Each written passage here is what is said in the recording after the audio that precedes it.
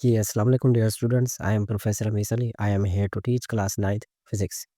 अच्छा डियर, आज हमने ना चैप्टर नंबर 1 का जो लास्ट टॉपिक है, वो हमने डिस्कस करना है। और ये टॉपिक आपने पहले भी छोटी क्लासों में डिस्कस किया होगा। मैथ में भी डिस्कस किया जाता है।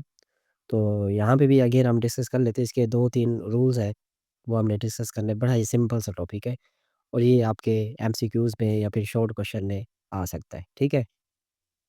तो पहला जो रूल्स है इसका, वो ये है कि if the last digit is more than 5, the retained digit is increase by 1।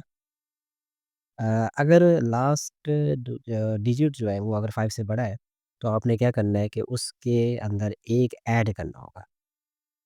तो वो कैसे करना है? जैसे कि एग्ज़ाम्पल नंबर 2 जो है, अब ये है 3.35 मल्टीप्लाई 10⁻² मीटर है। अब पॉइंट के बाद 3 है और 3 के बाद क्या 5 है, ठीक है? तो 5 हो या फिर 5 से बड़े हों, हम क्या करते हैं उससे पहले वाली जो वैल्यू होती है, हम उसको बढ़ा देते हैं 1। तो हम इसको कैसे लिखेंगे 3.4 मल्टीप्लाई 10⁻² मीटर, क्लियर? इसका सेकंड रूल है, if the last digit is less than 5 then remain unchanged. अगर 5 से छोटा होगा कोई भी नंबर होगा, तो हम उस वैल्यू को चेंज नहीं करेंगे, ना ही उसके अंदर कोई ऐड करेंगे नंबर, ना ही कोई हम लेस करेंगे। जैसे कि ये है 3.34 मल्टीप्लाई 10⁻² मीटर है। यहाँ पे 4 है, 5 से लेस है, तो हम 3 को बढ़ाएँगे नहीं। इस वैल्यू को हम क्या करेंगे एज़ इट जैसे लिखी हुई है, वैसे हम लिख देंगे। It's mean that no change. यहाँ पे क्या आएगा? नो चेंज आएगा, ठीक है? ये 2 रूल्स हैं, बड़े सिंपल से हैं।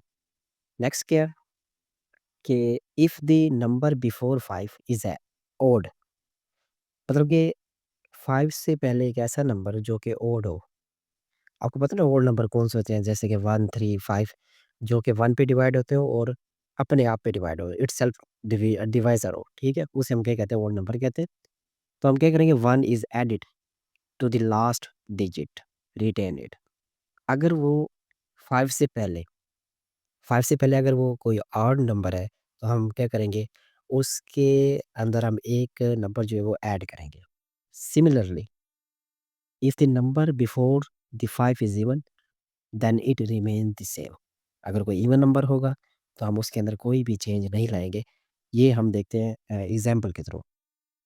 अब एग्ज़ाम्पल हम लेते हैं 2 सिग्निफिकेंट फिगर, मतलब कि 2 वैल्यू जो है वो हम उसकी एग्ज़ाम्पल ले रहे हैं। जैसे ये 4.45 है और मल्टीप्लाई 10⁻² मीटर है। अब देखो 5 से पहले क्या है? 4 है, ठीक है ना? 5 से पहले क्या 4 है, इवन है। तो रूल्स में कहते हैं अगर 5 से पहले अगर इवन होगा तो उसके अंदर चेंज नहीं करेंगे। आप यहाँ देख सकते हैं कि if the number before the 5 is even, then it remains the same. If the number of before 5 is odd when added to the last digit. तो यहाँ इवन है तो 4.4 ही हम लिखेंगे 10⁻² मीटर। अब मैंने कहा था यहाँ पे हम 2 सिग्निफिकेंट फिगर ले रहे हैं, तो 4.4 ये 2 हो गए ना, हम 5 को हम नहीं लिखेंगे। क्लियर? नेक्स्ट है जो ये एग्ज़ाम्पल है राउंड ऑफ 2 सिग्निफिकेंट डिजिट, इसके अंदर हम क्या देखते हैं कि 4.55 10⁻² मीटर है। क्लियर? अब 5 से पहले 5 है। You know that 5 is odd number. Clear? तो 5 को हम क्या करेंगे? 6 में चेंज करेंगे, क्योंकि रूल्स में यही कहता है कि अगर ऑड नंबर होगा 5 से पहले, तो हम उसके अंदर 1 क्या करेंगे? ऐड कर देंगे। तो 4.6 मल्टीप्लाई 10⁻² मीटर हो गया। क्लियर?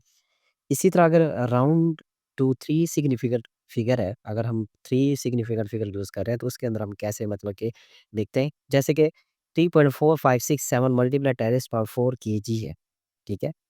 तो यहाँ पे ये देखिए, अगर हमें 3 लिखना है तो 1, 2, 3 हमने ये 3 लिखने हैं, लेकिन हम इसको राउंड ऑफ कैसे करेंगे? हम 6 को देखेंगे। अब 6 5 से बड़ा है, तो हम 5 को क्या बना देंगे? 6 बना देंगे। तो ये 3.46 मल्टीप्लाई 10⁻4 केजी, ये हम ऐसे लिख देंगे। और ये 3 सिग्निफिकेंट तक लिखना था, तो 1, 2, 3 ये 3 वैल्यू आपके पास। क्लियर? ये चीज़ आपने याद रखनी है, ठीक है? ये इतना मुश्किल टॉपिक नहीं है। अब ये जो राउंडिंग ऑफ है आपका, ये एमसीक्यूज़ में भी आ सकता है और दूसरे ये शॉर्ट क्वेश्चन में आपसे पूछा जा सकता है। इसी पेज के ऊपर students, last topic, last page के ऊपर एक लिखा होगा आपके पास, डू यू नो? ठीक है? ये मुझे इम्पोर्टेंट लगा एमसीक्यूज़ के हिसाब से, और दूसरा शॉर्ट क्वेश्चन में भी पूछ सकते हैं वो। तो डू यू नो में क्या है कि एक इलेक्ट्रॉनिक टाइमर के बारे में ना उसने एक इन्फॉर्मेशन दी आपको। क्या इन्फॉर्मेशन दी है? वो कहता है कि an electronic timer can measure time interval as short as 1/10,000 of the second. मतलब कि इलेक्ट्रॉनिक टाइमर एक ऐसी डिवाइस है जो कि 1/10,000 ऑफ द सेकंड टाइम को मेजर कर सकता है।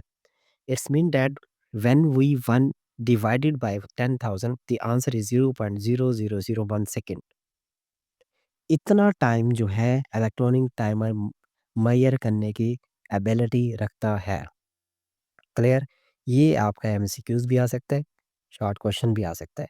और यहाँ पे कुछ मैंने यूजेस लिखे हैं आपके इन्फॉर्मेशन के लिए, ताकि पेपर में ऐसे पूछ भी लेते हैं कंसेप्चुअली कि इसके यूजेस कहाँ पे इलेक्ट्रॉनिक टाइमर के।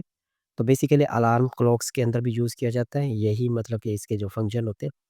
और माइक्रोवेव ओवन्स के अंदर भी यूज़ किया जाता है, टाइमर होते हैं ना उसके अंदर, वाटर हीटर्स, ये भी टाइमर पे काम कर रहा होता है, तो इसके अंदर भी यूज़ किया जाता है। इसी तरह स्ट्रीट लाइट्स जो होती हैं, ये इनमें भी क्या होता है, इलेक्ट्रॉनिक टाइमर का यूज़ किया जाता है। ये आपके पास, ये आपने याद रखने हैं। ठीक है डियर? उम्मीद है ये लेक्चर आपको समझ आ गया होगा और ये चैप्टर एंड हो गया। इंशाल्लाह हम नेक्स्ट इसकी एक्सरसाइज पे जाएँगे, इसके एमसीक्यूज़ भी करेंगे, शॉर्ट क्वेश्चन भी करेंगे, कंस्ट्रक्टिव शॉर्ट क्वेश्चन भी करेंगे और कॉन्फ्रेंसिव जो क्वेश्चन है वो भी करेंगे। ठीक है? मैं आपको इसके नोट्स बना के दे दूँगा।